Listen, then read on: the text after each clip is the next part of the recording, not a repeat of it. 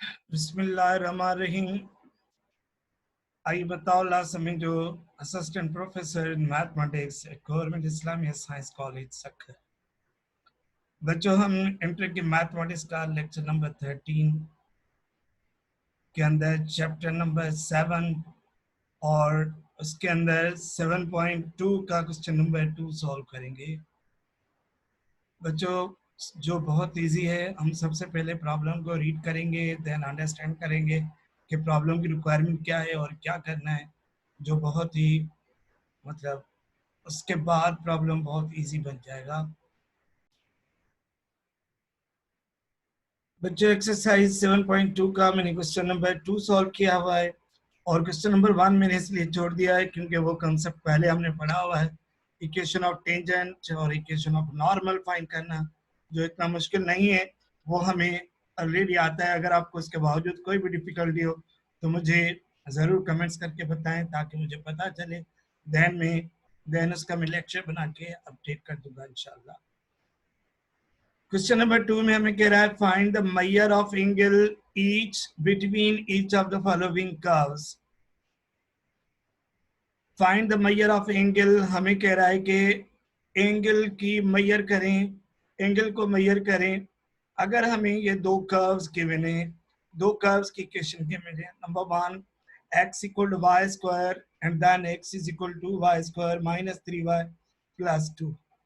मतलब इसके कहने का क्या है कि जिधर पे ये दो कर्व इंटरसेक्ट कर रहे हैं आपस में, वो कौन सी एंगल पे करेंगे वो हमें फाइंड आउट करना है। बिल्कुल मैंने छोटी सी एक पिक्चर ड्रॉ की हुई है, अगर आप इस पे इसको देखें तो ये दोनों दोनों जो है हमारे पास कर्व हैं और दोनों को मैंने सिंपल सा ग्राफ बनाया हुआ है और हमें इसकी एंगल फाइंड करनी है कि एंगल कितनी बन रही है।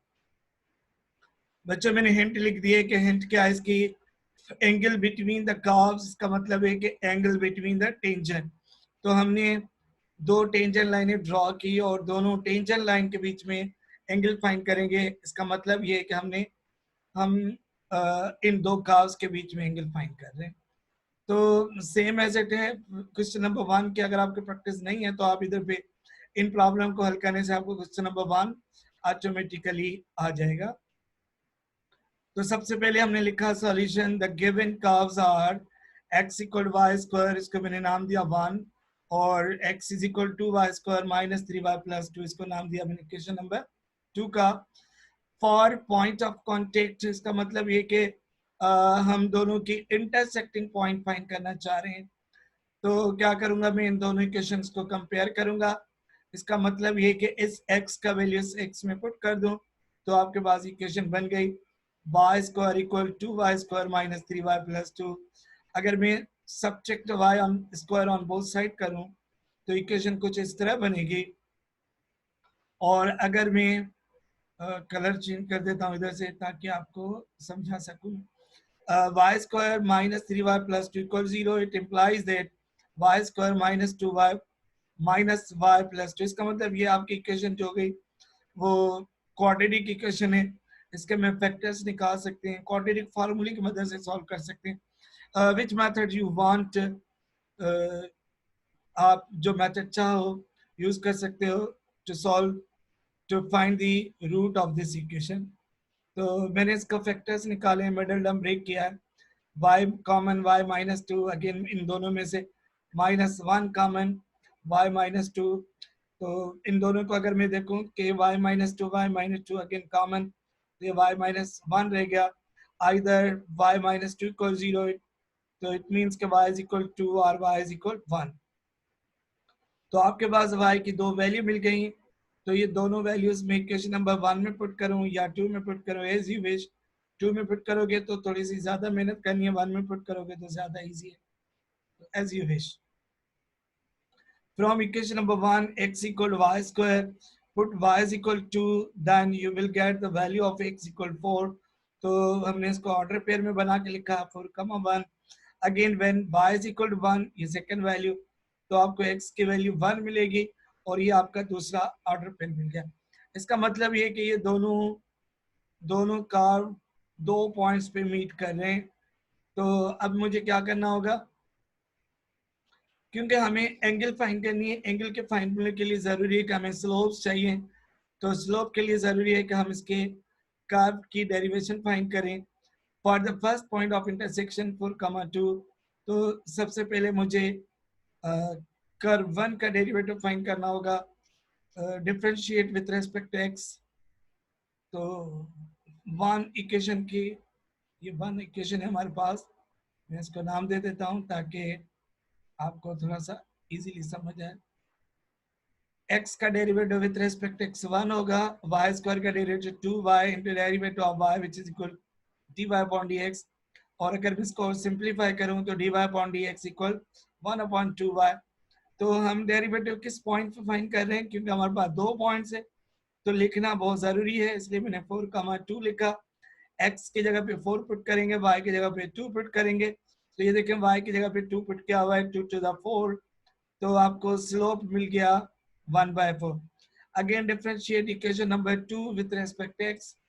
तो दूसरी इक्वेशन को मैं डेरिवेटिव फाइंड कर रहा हूँ।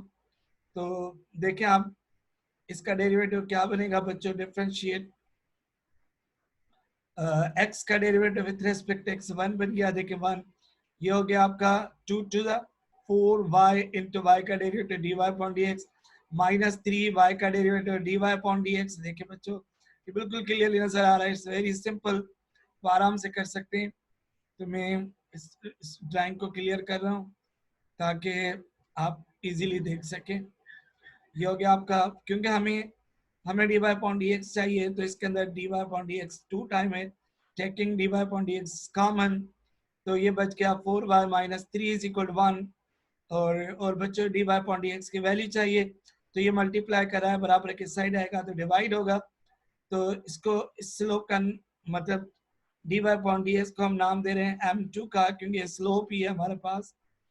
तो इधर पे मैं सेकंड पॉइंट पुट कर रहा हूँ, फर्स्ट पॉइंट पुट कर रहा हूँ 4,2 which is equal to 4 into 2 minus 3, 2 4 से 8, 8 में से 3 माइनस करें तो 4 बच गया।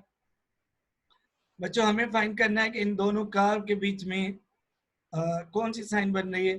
तो आप अगर देखें कि m1 और m2, clear all my friends, m1 की वैल्यू 1/4 है, ये देखें m1 की वैल्यू 1/4 है और m2 की वैल्यू 1/5 है, ये चेक करें बच्चों। तो इसका मतलब ये हुआ here 1/4 is greater than 1/5, so therefore m1 is greater than m2। जो वैल्यू ग्रेटर होगी फार्मूला उसके हिसाब से हम लगाएंगे, tan theta is equal m2 minus m1 minus m2 upon 1 plus m1 into m2। इसके अंदर जस्ट हमने प्लग इन किए, पुट किए m1 और m2 की जगह पे वैल्यू, ये 1/4 माइनस 1/5, 1 प्लस 1/4 इंटू 1/5। इसके में बिल्कुल सिंपल मैथमेटिक्स यूज करके हम इसकी एलसीएम करें न्यूमरेटर और डिनोमिनेटर में, अगर आप अलग अलग, तो ये 20 के एलसीएम बन गए और नीचे के भी 20 एलसीएम बन गए। 5 5 1 से 5 और 4 1 से 4। और अगर हम इसको सिंप्लीफाई करें तो ये 20 20 में कैंसिल हो गया, 5 में से 4 माइनस करें तो 1 बच गया, 20 प्लस 1 विच इज इक्वल 21। तो आपके पास जो एंगल बन गए tan इनवर्स 1/21। इसका मैंने सेकंड क्वेश्चन आपके लिए छोड़ दिया बच्चों। अगर आप 1 की प्रैक्टिस करेंगे, थोड़ी सी 1-2 बार मेरे लेक्चर सुनोगे, इंशाल्लाह आपको कॉन्सेप्ट समझ आ जाएगा। ये सेम डेरिवेटिव हमने फाइंड किए, हमें जस्ट आपको क्या करना है, ये दोनों 1,1 इस बच्चों m1 में भी पुट करना है और m2 में भी पुट करना है। मतलब पहले कर जो डेरिवेटिव हमने फाइंड किया है, आप स्लोप फाइंड करोगे एट दिस पॉइंट, और सेकंड के डेरिवेटिव के अंदर भी यही वैल्यू पुट करोगे तो आपको m2 मिलेगा। देन आप एंगल फार्मूला यूज करोगे और आपको एंगल मिल जाएगी। Thank you very much, thanks, hope कि आप इंशाल्लाह मेहनत करोगे।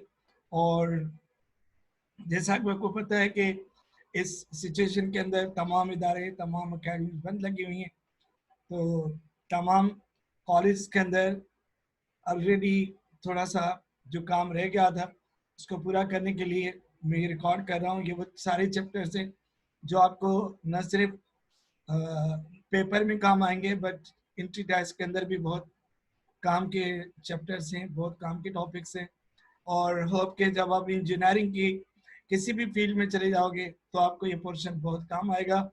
तो मैं उम्मीद करूंगा कि इंशाल्लाह आप इनको सीखोगे, समझोगे और देन आप प्रैक्टिस करोगे, ताकि जो आपके लिए हम मेहनत कर रहे हैं वो फ्रूटफुल हो।